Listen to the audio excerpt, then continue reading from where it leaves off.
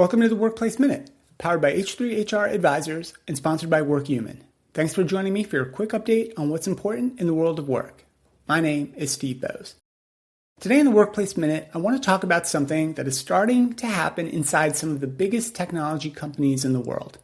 After several years of aggressive AI adoption, experimentation, and investment, many organizations are beginning to confront a much harder question.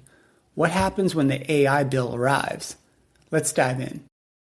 For the last 2 years, much of the conversation around artificial intelligence has focused on the possibilities. Faster software development, increased productivity, smarter workflows, and automation leading to cost savings and competitive advantage.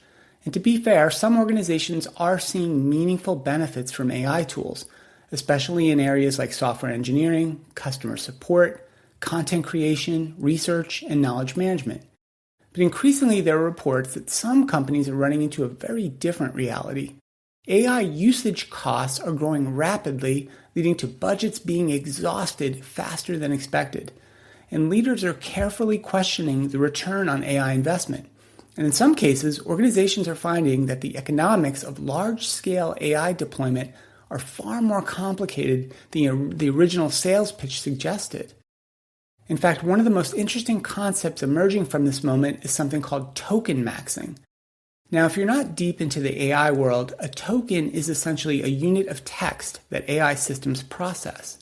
Every prompt, every response, every agent action consumes these tokens, and these tokens cost money.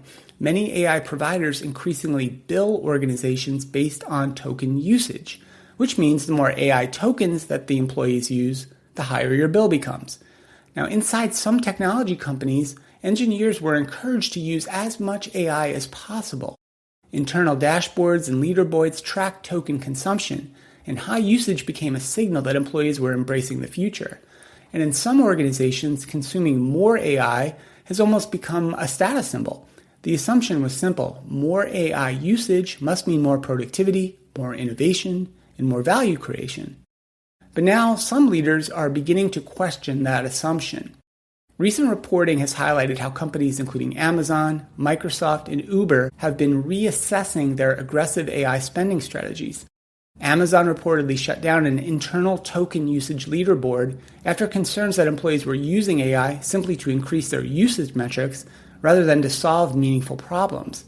And company leaders reportedly reminded employees not to use AI just for the sake of using AI. Instead, they were told to focus on customer outcomes and business results.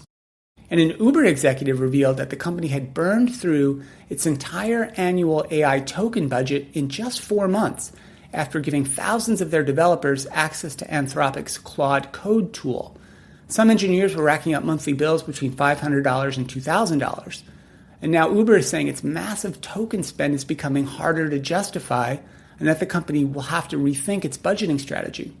And more importantly, leadership said they could not yet clearly connect increasing token consumption to a corresponding increase in useful customer-facing products or business outcomes.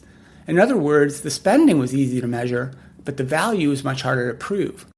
Now, Microsoft has also been reportedly pulling back on some AI coding tool licenses and moving their engineers toward lower-cost alternatives and their own internal AI tools as organizations begin paying closer attention to AI expenses. And back in December, Microsoft let thousands of its own engineers use, and they paid for the Anthropic Claude Code tool inside their Experience and Devices group. And it became their preferred tool, actually. But then the bill arrived. Claude Code is priced by the token. Their engineers were using it heavily, and the cost ran past the annual AI budget months ahead of schedule. So the conversation is shifting from AI adoption at any cost towards AI efficiency and AI economics.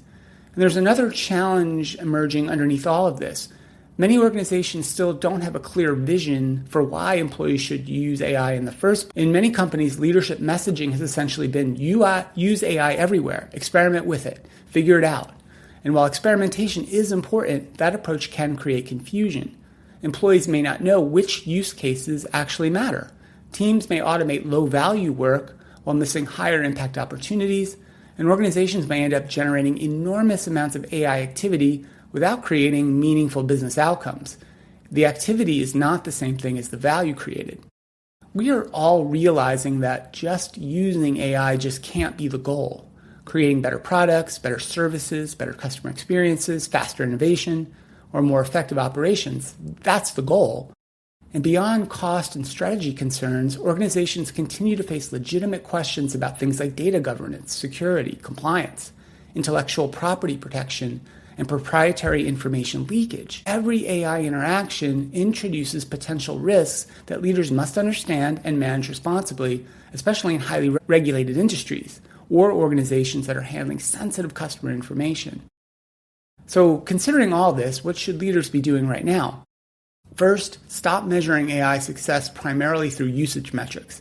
High token consumption, prompt counts, or license adoption rates do not automatically mean employees are producing better outcomes. Continue to focus on measurable business value instead. Are projects completing faster? Is our customer satisfaction improving? Are we saving meaningful time? Is our quality improving?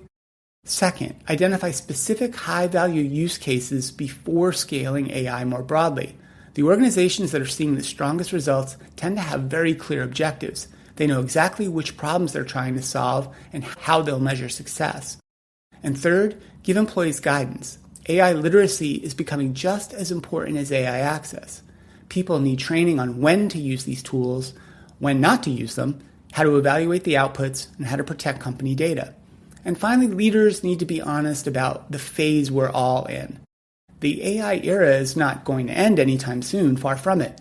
These technologies are incredibly powerful and potentially transformative, but we may be moving from the phase of hype into the phase of discipline, from unlimited experimentation into now measurable accountability, from just use more AI into show us the value of using AI. And honestly, that may be exactly what needs to happen, because the future of AI at work will not be determined by who consumes the most tokens. It will be determined by who creates the most meaningful outcomes for people, for customers, and for the organization. That's it for the show today. A big thank you to Workhuman for supporting the Workplace Minute. Be sure to subscribe to the HR Happy Hour Network on YouTube or wherever you get your podcasts. I'm Steve Boese, and this has been the Workplace Minute from H3 HR Advisors.